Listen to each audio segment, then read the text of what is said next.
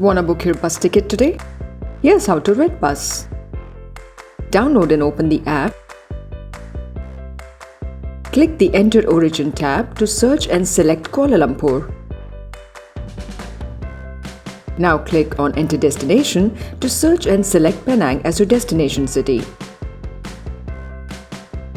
Select your date of travel. Click on Sort and Filter. The app will now display several filtered options to choose from. Scroll down to view the boarding and dropping points that are available. The app will display the top boarding points in Kuala Lumpur. You can similarly select your dropping point in Penang as well. Click on Apply after selecting your filters. Select the bus of your choice from the range of options that are displayed.